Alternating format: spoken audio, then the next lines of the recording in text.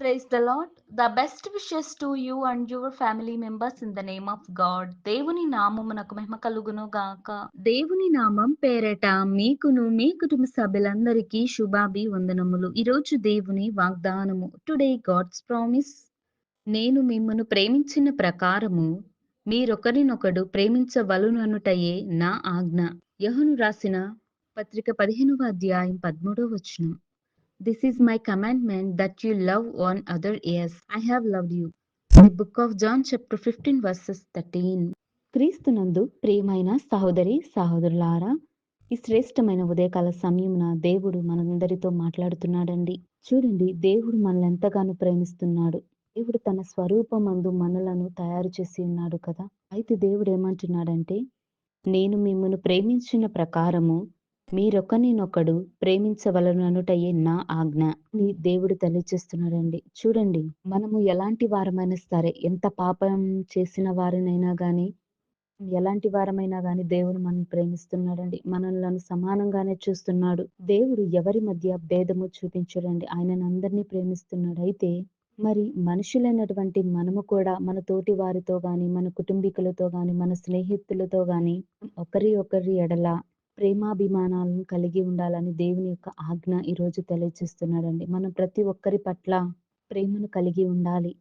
శత్రువులను ప్రేమించమని దేవుడు తెలియజేస్తున్నాడండి. దేవుని యొక్క ఆజ్ఞను మనం గనక పాటించినట్లయితే దేవుడు ఎంతో సంతోషిస్తాడు. మన ఎడల ఎంతగానో ఆనందిస్తాడండి. దేవుడు ఏమంటున్నాడంటే, ప్రతి ఒక్కరి ఎడల కోపము గాని, ద్వేషము గాని, వ్యత్యాసం చూపించే భేదము కానీ, చిన్న చూపు చూడడం, అవమానం చేసి మాట్లాడటం వంటివి కాకుండా ఒకరి ఎడల ఒకరు సానుభూతి కలిగి, ప్రేమాభిమానాలను కలిగి, మానవత్వం కలిగి, మంచి మనస్సుతోను, మంచి వ్యక్తిత్వం కలిగి, అందరి ఎడల ప్రేమాభిమానాలను కలిగి ఉంటే దేవుడు ఎంతగానో సంతోషిస్తాడు. మనం ఆ వాగ్దానాన్ని, దేవుడిచ్చిన ఆజ్ఞను మనం నెరవేర్చే వ్యక్తులుగా ఉండాలి. ఈ లోకంలో ఉన్నటువంటి ఆయా లోక సంబంధమైన స్నేహాలు కాకుండా, వ్యర్థమైన స్నేహాలు కాకుండా, నిజమైన దేవుని యొక్క సహవాసం కలిగిన వారంగాను, దేవుని యొక్క విశ్వాసమైనటువంటి బిడ్డలంగా మనం ప్రతి ఒక్కరికి దేవుని యొక్క ప్రేమను మనం పంచే వ్యక్తులుగా ఉండాలి.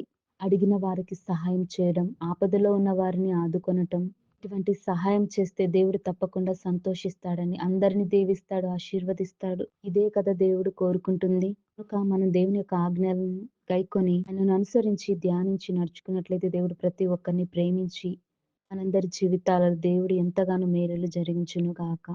ఈ వాగ్దానాన్ని దేవుడు మనందరి జీవితాలలో నెరవేర్చును గాక. ఆమేన్. ప్రార్థన. ప్రేమ కలిగిన తండ్రి, దయగల దేవ, నీ యొక్క శ్రేష్టమైన ఘనమైన నామమునకు స్తోత్రాలు తండ్రి.